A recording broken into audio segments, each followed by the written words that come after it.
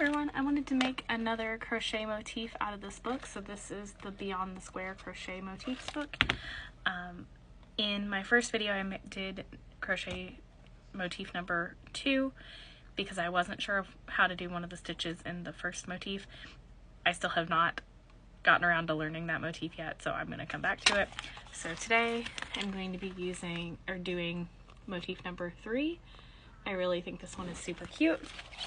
I'm of course going to change the colors up a little bit because I actually only have one shade of green in my collection, which is kind of odd, but I'm going to be using, all of these are from the Big Twist brand from Joann's. So for color number 1, I'm going to be using this Varsity navy blue motif or color. For color number 2, I'm going to be using this light green color. And for color number 3, I'm going to be using this color, which is Rust. And here's all 3 colors together. And if these look familiar, they should. These are the colors I'm using for my Harry Potter blanket. So much like the first motif I did with this one, each row is a different color. So I'm going to go ahead and get started, and I will check back in at the end of every row.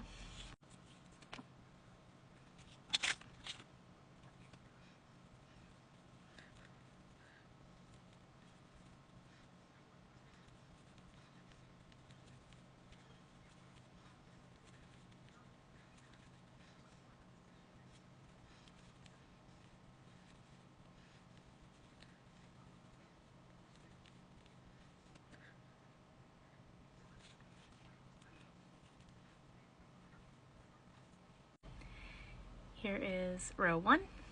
Pull it a little tighter. There you go. Row 1.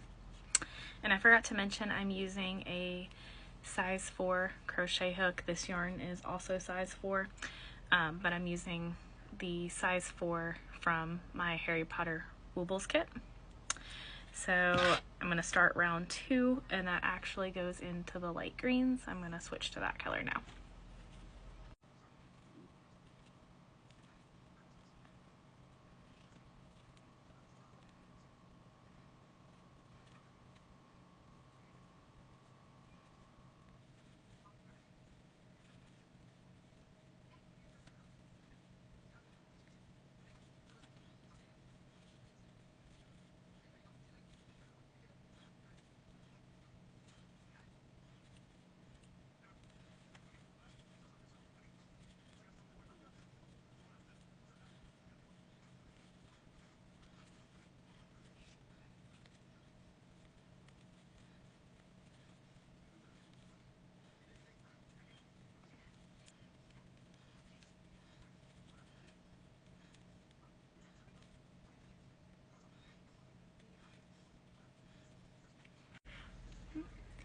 Here is row 2, and as you can see I kept the first color connected because I'm actually getting ready to switch back to that color for row 3.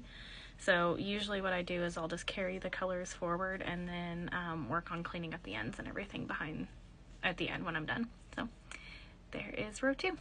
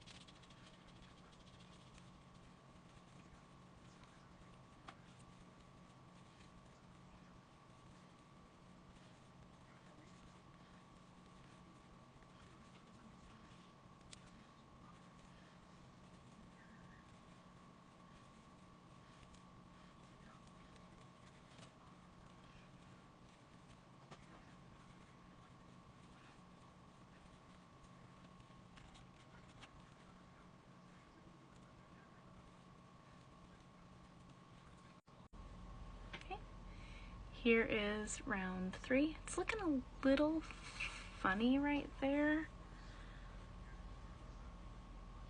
Not quite sure what I did wrong, but I definitely did something wrong.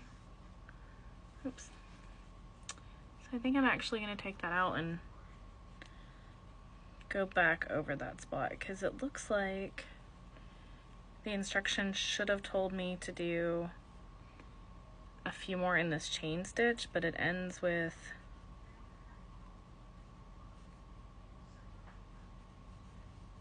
oh, you know what? I did misread those instructions, so it does tell me to do those in the chain stitch. I'll be back. Okay, so here's the actual end of round 3. That looks better. Yeah, I misread the instructions and tried to skip 4 stitches right here, which obviously made a huge difference because this looks a whole lot better. Alright, I'm about to start round 4, and I will come back when I'm finished.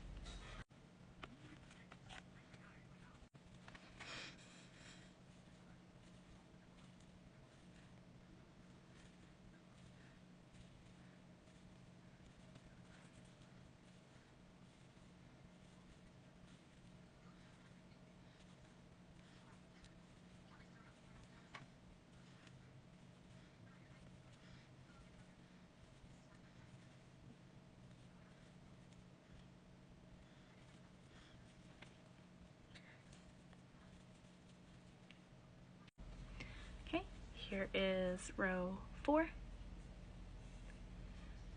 I think it's looking really good so far. So I've got one final row, so I'm going to go ahead and cut off the orange because it is done. I had to undo part of row 4 there for a minute because I accidentally started doing half double crochets instead of single crochets. I am getting a little bit sleepy. It is not late here at all by any stretch of the imagination. While I'm recording this, it's literally 8:15, but this is about the time of night that I start winding down and start working on my crochet project in bed, which is usually my Harry Potter squares. So I think my brain is shutting off on reading new patterns at this point. So I'm going to go ahead and do row 5 and meet you back here when it's done.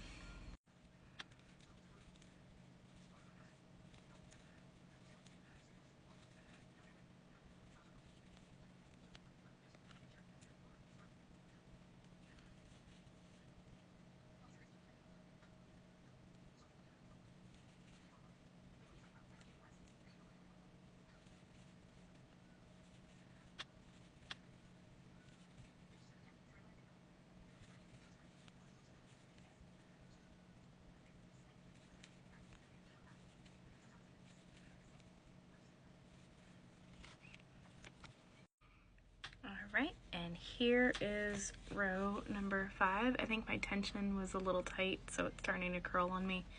But I'll try to block it and see if that looks a little better. But overall, I think it looks pretty good.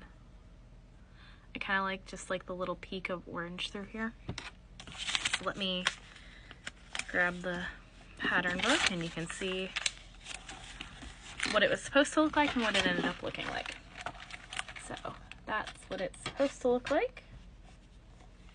And then that is what mine looks like. I think it's pretty darn close, with the exception of obviously the color change.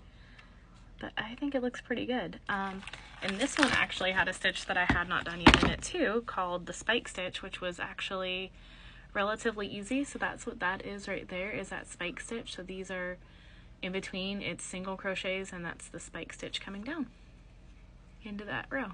So, well, thank you for hanging out with me while I made another motif. Let me know what you'd like to learn next.